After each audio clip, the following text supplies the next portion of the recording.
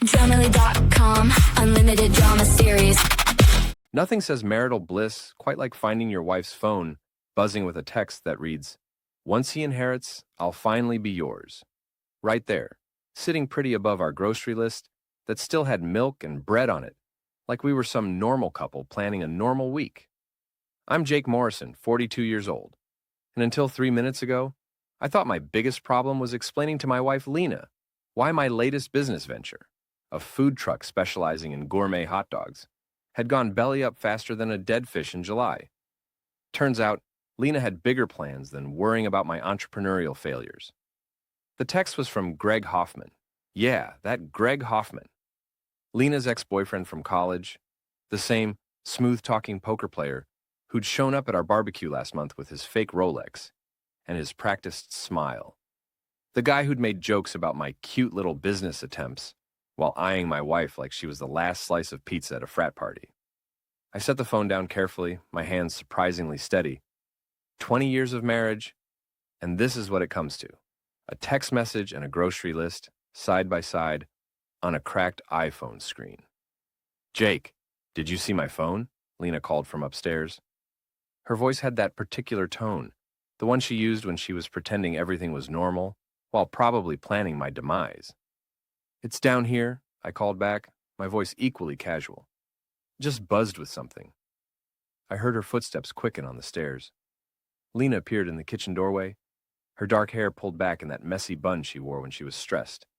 She looked beautiful even now, even knowing what I knew.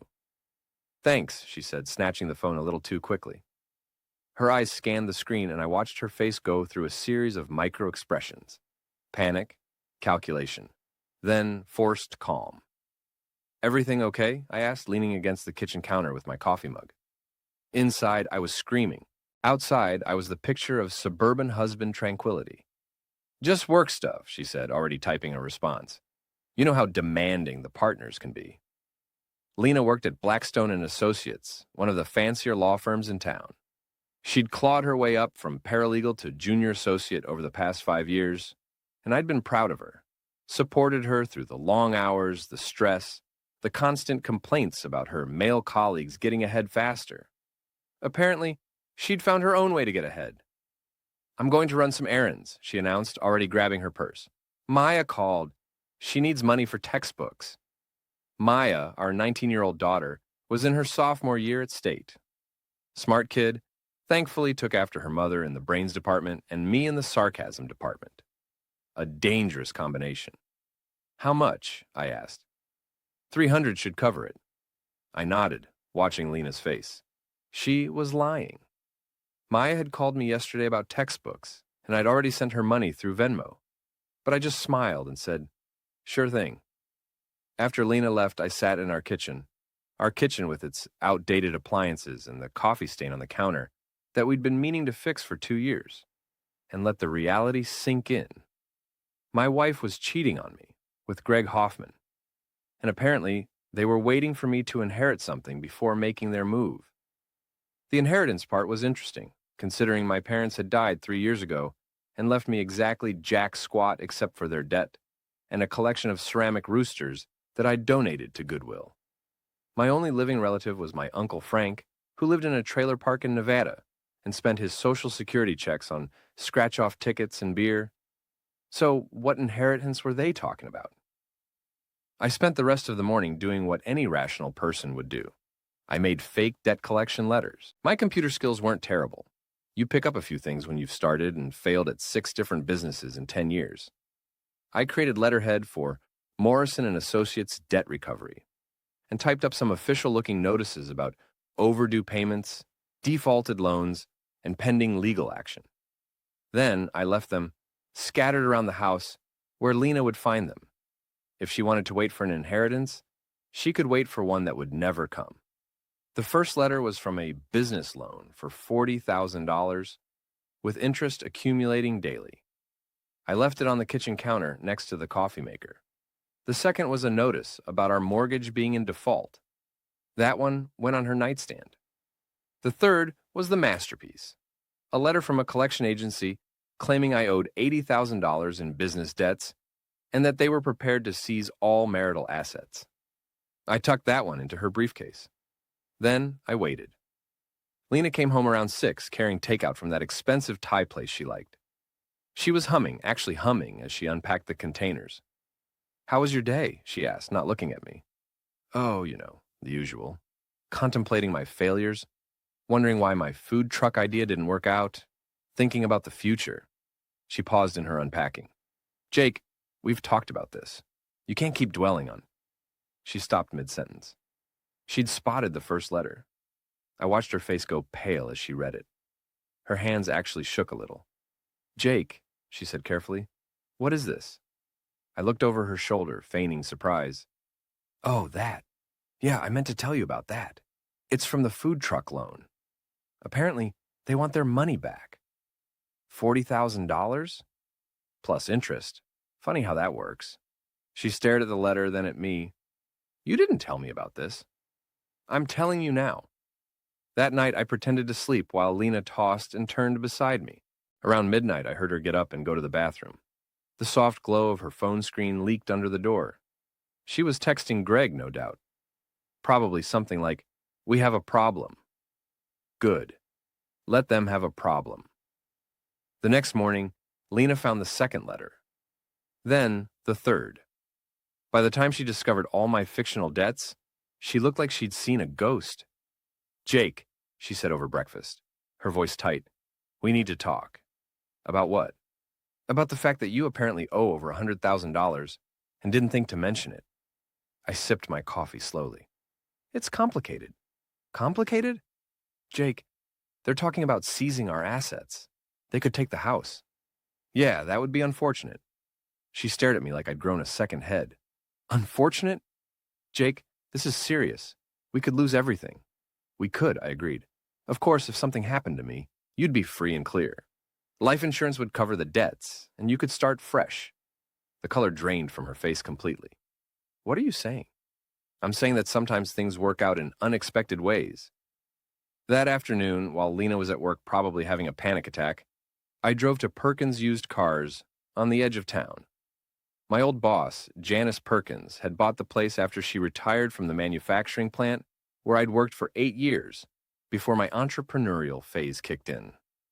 "Jake Morrison," she said when I walked into her office, "what brings you to my den of automotive sin?" Janice was 55, built like a linebacker, and had a vocabulary that could make a sailor blush. She'd fired me for chronic lateness, but we'd stayed friendly. She respected my hustle, even if she thought my business sense was questionable. "I need a favor," I said. "Those are expensive." "What kind of favor?" "The kind where you let me borrow that fancy house you're renting out by the lake for about an hour tomorrow." She raised an eyebrow. "The villa?" "Jake, that place rents for $2,000 a week. I just need to take some photos, make it look like I bought it." "Why?" "Because my wife is cheating on me, and I want her to think I came into money." Janice leaned back in her chair and grinned. "Now that sounds like fun. What's the plan?" I explained the situation, the texts, the inheritance comment, my fake debt letters. Janice listened with the interest of someone who'd been through 2 messy divorces herself. "So, you want her to think you've got money after all?" "I want her to think she made a mistake, that maybe she jumped ship too early." "And then what?" "Then I destroy her." Janice's grin widened. "Jake, you magnificent bastard. You can use the house." The next day, I spent an hour at the lakeside villa taking photos. Me in front of the house, me by the pool, me holding fake keys and grinning like I'd won the lottery. Then I posted them on Facebook with the caption, "Sometimes life surprises you. New chapter starts now."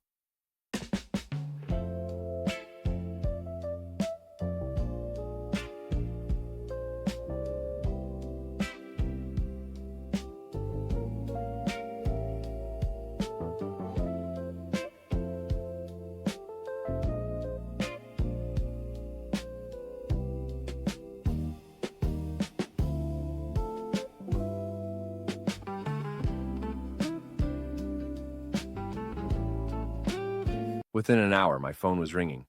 "Jake?" Lena's voice was tight, confused. "I saw your Facebook post. What house is that?" "My house," I said calmly. "Well, our house now, I guess." "What are you talking about?"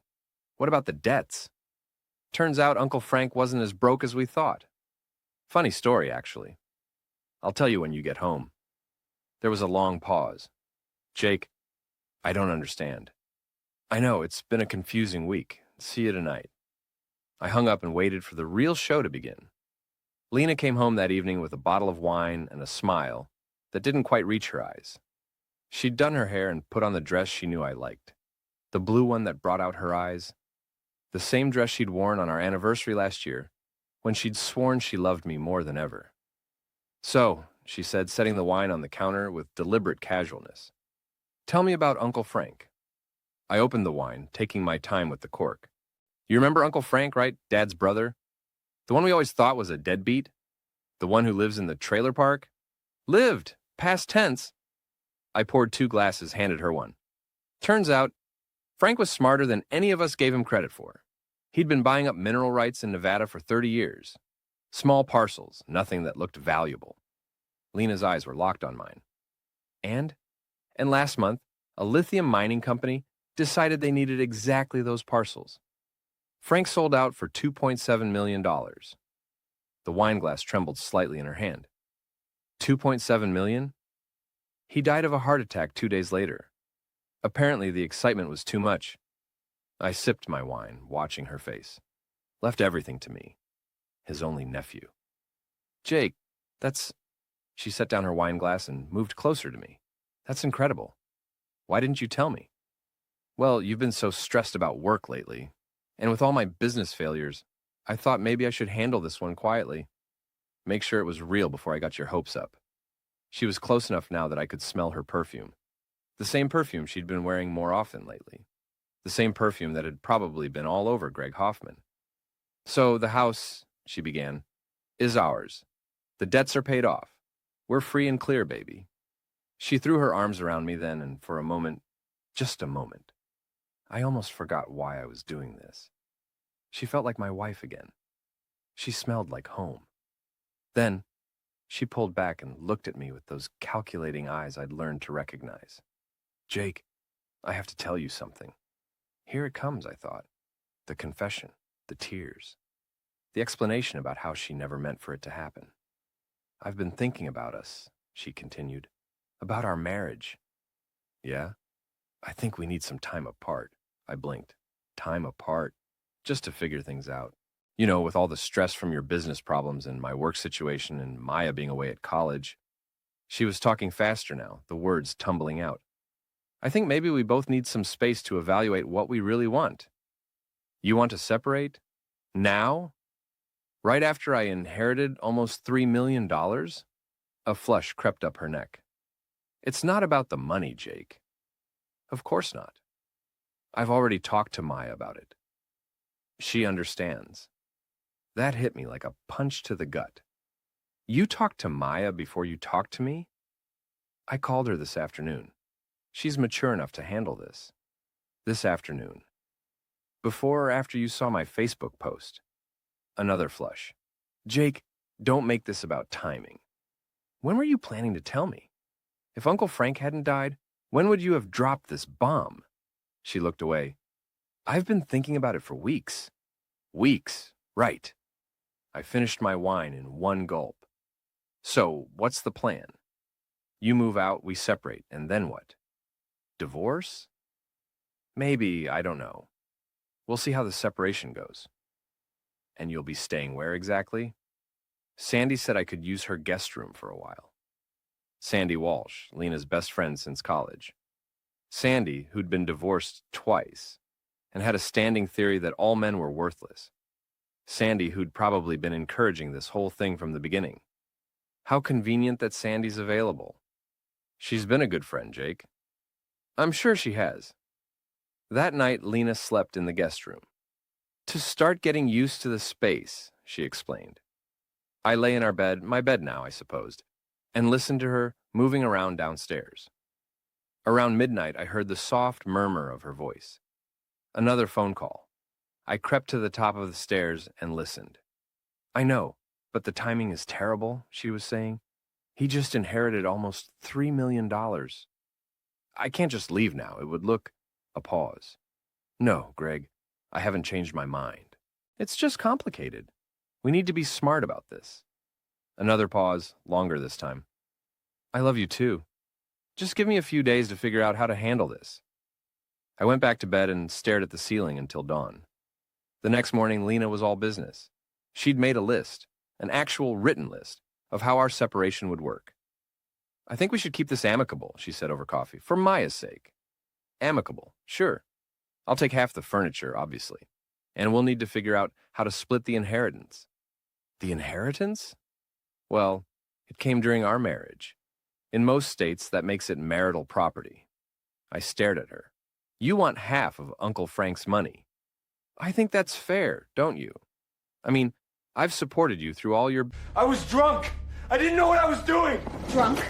I have everything on video. Watch more on Grammarly.com. business ventures. I've been the stable income in this family for years. The stable income that wants to leave. Jake, don't be bitter about this. We can handle this like adults. Right, adults. She consulted her list again. I think we should tell people that this is mutual, that we both decided we needed space. And Maya? Maya will understand. She's smart. She's 19, Lena. Her parents are splitting up right after her dad inherited a fortune. You don't think she's going to have questions about the timing? We'll explain it to her together. I nodded slowly. When do you want to move out? This weekend, if that's okay. Sandy's expecting me. This weekend. You've got this all planned out. Jake, I'm trying to make this as easy as possible for everyone. Everyone, right. That afternoon, while Lena was at work, I drove back to Janice's car lot. How'd the photos work? She asked when I walked in. Better than expected. She wants to separate. Ah, the old I want half your money, but none of your problems routine. Something like that. So what's next in the Jake Morrison revenge tour? I pulled out my phone and showed her Lena's Facebook page. She'd posted a status update that morning. Sometimes life takes you in unexpected directions. Excited for new beginnings. She posted that this morning, I said. 3 hours after she told me she wanted to separate. Classy. It gets better. Check out the comments. Janice scrolled through the responses. Most were the usual supportive friend comments, but one stood out. Greg Hoffman had written, "You deserve all the happiness in the world." Subtle, Janice said, right? So here's what I'm thinking for phase 2. I outlined my plan. Janice listened with the enthusiasm of someone who'd spent her whole life dealing with cheating spouses and lying customers. Jake, she said when I finished, you're either a genius or completely insane. Why not both? That evening, I helped Lena pack her things. She moved through our house like she was shopping, selecting items with careful consideration. The good towels, the expensive coffee maker, the painting we'd bought on our honeymoon in Mexico. You sure you want that? I asked, nodding at the painting. It has sentimental value. Does it? She paused in her packing. Jake, I know this is hard, but I really think this is best for both of us. Both of us. You'll see. Once we have some space, some time to think clearly, we'll what? Get back together? Maybe. Or maybe we'll realize we're better as friends. Friends who split $3 million. Jake, please don't make this about money. Right. It's about space and clarity and new beginnings. She looked at me sharply. What's that supposed to mean? Nothing. Just that I hope you find whatever it is you're looking for. Saturday morning, Sandy arrived with a U-Haul trailer and a smile that was probably supposed to be sympathetic, but looked more like triumph. Jake, she said, giving me an awkward hug. I'm sorry it's come to this. Sandy was 38, blonde, and had the kind of aggressive cheerfulness that made you want to check your wallet after talking to her. She'd been telling Lena for years that she deserved better than me. Thanks for helping her out, I said. That's what friends are for. I helped them load Lena's things into the trailer. Clothes, books, kitchen items, half our furniture. 20 years of marriage, reduced to a U-Haul trailer and a list of who gets what. I'll call you about the legal stuff, Lena said as they prepared to leave. The legal stuff? The separation agreement, division of assets, you know. Right. The assets. She hesitated for a moment, like she might say something else, something real, something that acknowledged what we'd had together. Instead, she got in Sandy's car and drove away. I stood in my driveway, watching the U-Haul trailer disappear around the corner, and smiled. Phase 2 was about to begin. Sunday morning, I called Maya. Dad, how are you holding up? My daughter's voice was careful, gentle. She was worried about me, which made what I had to do even harder. I'm okay, sweetheart. How much did your mom tell you? Just that you guys needed some space. That it wasn't about not loving each other, just about figuring things out. And what do you think about that? A pause. Honestly, the timing seems weird. I mean, you just inherited all that money from Uncle Frank, and now Mom wants to separate? Smart kid. Too smart for her own good sometimes. Maya, I need to tell you something, but I want you to hear it from me first, okay? Okay, your mom's been seeing someone else. Someone from her past. Silence on the other end of the line. Dad, are you sure? I'm sure. Who? Greg Hoffman. You remember him from the barbecue last month? The poker guy with the fake watch? That's the one. More silence, then, oh, Dad, I'm so sorry. It's not your fault, sweetheart. Is that why she wanted to separate? To be with him? I think so. But Maya, there's something else you should know. Something about the inheritance. What about it? I took a deep breath. There is no inheritance. What? Uncle Frank is alive and well and still living in his trailer. I made the whole thing up. Dad, what are you talking about? I found out about your mom and Greg, and I wanted to see what she'd do. So I created some fake debt letters, made her think we were broke. Then I faked the inheritance to see if it would change her mind. Oh my God, Dad. She was going to leave me either way, Maya. But when she thought I was broke, she couldn't wait to get out. When she thought I was rich, suddenly she wanted half of everything. This is insane. I know how it sounds. Dad, you catfished your own wife. Technically, I think it's called fraud. But yes. Maya was quiet for a long moment. So, there's no money? No money, no house by the lake, no mineral rights. Just me in our regular house, with our regular mortgage and my regular string of failed businesses. And Mom doesn't know? Not yet. What are you going to do? I'm going to tell her, eventually. But first, I want to see how far she's willing to go for money that doesn't exist. Dad, I know it's not right, Maya, but your mother was planning to leave me anyway. She was just waiting for the right moment. The inheritance didn't change her feelings. It just changed her timeline. This is so messed up. I know. And I'm sorry you're caught in the middle of it. But I needed you to know the truth. Does anyone else know about the fake inheritance? Just Janice Perkins. She helped me with the photos. Dad, what if Mom finds out? What if she calls Uncle Frank? She won't. Your mom hasn't spoken to Uncle Frank in 15 years. She thinks he's a loser, remember? But what if... Maya, I've thought this through. I know it's crazy, but I need to do this. I need to know who your mother really is. I think you already know. That afternoon, I got a text from Lena. Can we meet for coffee tomorrow? We need to talk about the separation agreement. I texted back, sure. Starbucks on Main at 2? Perfect. See you then. Monday at 2 o'clock, I walked into Starbucks to find Lena already there, sitting at a corner table with a manila folder in front of her. She'd dressed professionally, dark suit, hair pulled back, the look she wore when she meant business. Hi, she said as I sat down. Hi. How are you doing? I'm fine. How's Sandy's guest room? It's fine. She opened the folder. Jake, I've been thinking about how to handle this, and I think I've come up with something fair. Fair. I talked to one of the partners at my firm, off the record, of course, and he helped me put together a basic separation agreement. She slid a document across the table. I glanced at it without picking it up. What's the summary? 50-50 split of all marital assets, including the inheritance. I keep my car, you keep yours. We split the furniture we haven't already divided. The house gets sold, and we split the proceeds. And debts? Split equally as well. Seems straightforward. I think it's fair, Jake. I'm not trying to take advantage of you. I almost laughed. Of course not. There is one other thing. She reached into her purse and pulled out another document. I think we should also consider divorce. Divorce? I know we said separation first, but honestly, I think we both know this marriage is over. We've been growing apart for years. The inheritance just forced us to face reality. The inheritance forced us to face reality. Jake, please don't repeat everything I say. This is hard enough. Sorry, continue. I think a clean break would be better for everyone. We divide everything now, file for divorce, and move on with our lives. Move on with our lives. You did it again. Sorry. She leaned forward. Jake, I know you're angry, but we can handle this like adults. We don't have to destroy each other. Destroy each other? That's an interesting phrase. What do you mean? Nothing.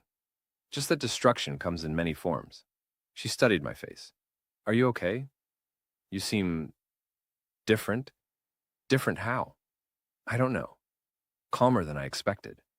Maybe I'm just relieved. Relieved? That we're finally being honest with each other. Something flickered in her eyes. What's that supposed to mean? Nothing. Just that honesty is refreshing. We sat in silence for a moment. Around us, the coffee shop buzzed with normal Monday afternoon activity. Students with laptops, business people on phone calls, mothers with strollers. Normal people living normal lives. So, Lena said finally, what do you think about the agreement? I think I need to have a lawyer look at it. Of course, that's smart. And I think we should wait on the divorce. Wait? Why? Because separation and divorce are two different things. If we're going to end 20 years of marriage, I want to be sure. Jake, I'm sure, but I'm not. She closed the folder. How long do you want to wait? A few months. See how the separation goes? Months? Is that a problem? No, it's just... I thought you'd want this over with as quickly as possible. Why would you think that? Because you hate complicated situations. You always want everything resolved immediately. Maybe I'm changing. Maybe. That evening I called Janice. How'd the coffee meeting go? She wants a divorce. 50-50 split of everything, including the fake inheritance. Greedy. Gets better. She's already talked to a lawyer at her firm. She's been planning this. For weeks, apparently. Maybe months. So, what's next? I think it's time to meet Greg Hoffman. Tuesday evening, I drove to Murphy's Tavern on the south side of town. It was the kind of place that served beer in bottles and didn't ask questions about why you needed to drink alone on a Tuesday night. Greg was exactly where I expected him to be. At the poker table in the back room, wearing his fake Rolex and his practiced smile. I bought a beer and watched him play for about an hour. He was good. Not great, but good enough to win more than he lost. He had tells, though. A slight twitch in his left eye when he was bluffing. A tendency to touch his watch when he had a strong hand. Around 9 o'clock, he took a break and came to the bar. Jake Morrison, he said, sliding onto the stool next to me. Fancy meeting you here. Greg, how's the poker treating you? Can't complain. You play? A little. Nothing serious. He ordered a whiskey, neat. I heard about you and Lena. I'm sorry, man. Are you? Marriage is tough. Sometimes people grow apart. Sometimes they do. For what it's worth, I think you're handling it well. A lot of guys would be making a scene, causing drama. Drama's not really my style. I respect that. Shows maturity. I sipped my beer. Greg, can I ask you something? Sure. How long have you been sleeping with my wife? He went very still. The whiskey glass stopped halfway to his mouth. Excuse me. It's a simple question. How long? He set down his drink and turned to face me fully. Jake, I think you've got the wrong idea. Do I? Lena and I are friends. Old friends, that's all. Friends who text about inheritances? His left eye twitched. I don't know what you're talking about. Sure you do. Once he inherits, I'll finally be yours. Ring any bells? The color drained from his face. Jake, listen. No, you listen. I kept my voice calm, conversational. I know about you and Lena. I know you've been planning this. I know you're waiting for me to die or divorce her so you can get your hands on Uncle Frank's money. That's not. Here's the thing, Greg. Uncle Frank didn't leave me any money. What? There is no inheritance, no mineral rights, no $2.7 million. I made it all up. He stared at me. You're lying. Am I? Call Uncle Frank yourself. He's in the phone book. Frank Morrison, Sunny Acres Trailer Park, Henderson, Nevada. But the house, the photos. Borrowed the house for an hour. Took some pictures, posted them on Facebook. Amazing what you can accomplish with a little creativity. Greg's face went through several expressions: confusion, disbelief, then dawning horror. So you know, he said finally. I know. How long? Does it matter? He picked up his whiskey and drained it in one gulp. What are you going to do? That depends. On what? On how much you really love her. What do you mean? I stood up and dropped a 20 on the bar. I mean, Greg, that love should be about more than money. If you really love Lena, you'll be with her whether she's rich or poor, married or divorced. Jake, but if this was all about the inheritance, if you were just waiting for the payday, I shrugged. Well, then I guess you'll have to decide what she's really worth to you. I started to walk away, then turned back. Oh, and Greg, I'd be careful about that tell. The eye twitch when you're bluffing, dead giveaway. I left him sitting at the bar, staring into his empty glass. The real fun was about to begin.